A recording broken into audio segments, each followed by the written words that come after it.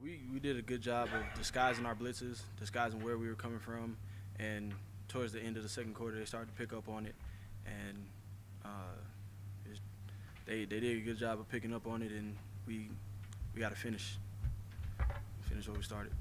Sure, when the quarterbacks went down, did you on the sidelines kind of feel the air come out of the sidelines, the air out of them?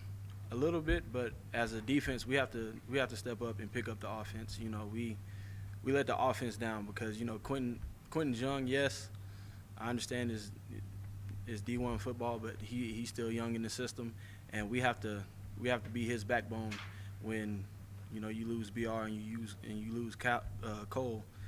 We just had to step up and make more plays, get more turnovers. We only had one, I believe, and we got to get way more than that. What was that touchdown return like? Kind of looking back, and you guys were up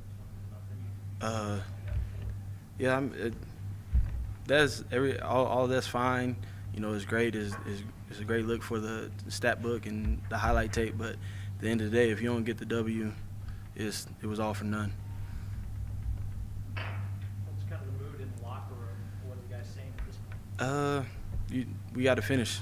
We came out strong, came out doing what we wanted to do basically, and when you score a touchdown on defense, you kind of expect to win the game, and I think we relaxed a little bit, and we got a little too comfortable with a couple of. I think we had 4 3-and-outs in the first half, so I mean we have to finish basically, and everybody knows that, and we're gonna get it fixed. What about their screen game made it so difficult to stop? I mean, when you have 2 receivers out or 3 receivers out, and you just throw it to one of them, and there's only a safety that's 14 yards deep and a corner and a Sam linebacker, it's kind of hard to contain because it's going to get up on that safety fast. It was just the quickness of it, and their receivers are very, very shifty, very quick. They can get in and out of tackles. Watching film during the week, we knew they had poor ball security, and we didn't do a good enough job trying to punch the ball out. How tough is it not having a bye week? It's not that tough. I actually like it. You take a lot of ice baths, go in, get treatment, get on the foam roller, just keep your muscles fresh, keep lifting weights. And a bye week, really, I feel kind of hurts you because you get out of the groove of things. When you go week to week, you're in the groove and you just keep going. You don't have time to think about whether the last win or the last loss. You got to keep going and keep trucking, and that's what I like about not having a bye week. Anything else for Tom? Does it scare you when you look out and see a 5'7" defensive back lined up against a 6'5" receiver? No, because I know Foley's going to go out and compete no matter what. He has great timing. Just those receivers are good. They have nice, strong hands, and they're gonna pull some balls down, and we just gotta keep plugging away at them and get them on the ground and line up and play the next play. Whether it's Kasey back there. Definitely, we know now that having 2 quarterbacks that we definitely need in this offense and this system go down, that me and Lamar are gonna have to step up in the run option game.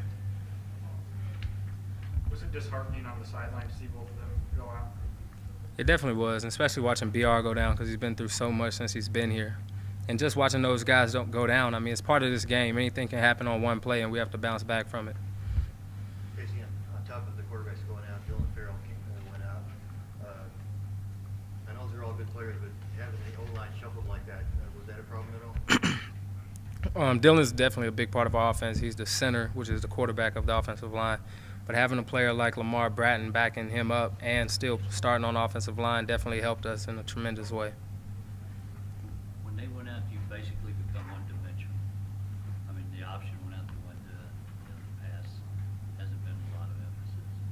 Well, I mean, teams know we run the ball, and we're not going to change that. We're going to come out and do what we do every game. So if that's what it is, that's what it's going to have to be.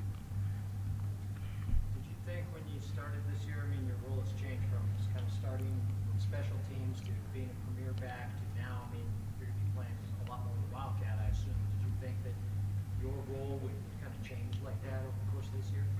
At the moment, I didn't know. I wasn't sure. But every year I've always been on special teams, and now I've been taken off just to have a more dominant role on offense. So we'll see how it goes next week.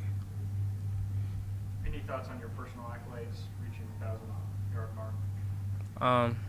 I'm definitely happy, but it starts up front with our offensive line and our receivers and the defense getting us the ball. I think it's a team accolade as well, so I'm not really worried about it right now. Yeah, you probably heard Joe talk about it, bye weeks. How do you feel about it? Would you like to have one with so as banged up as you guys are? Well, definitely, like he said, he's actually in ice bath with me every day after practice, so that's the way to keep your body fresh. And just like him, I don't like bye weeks because it gets you out of the groove. So.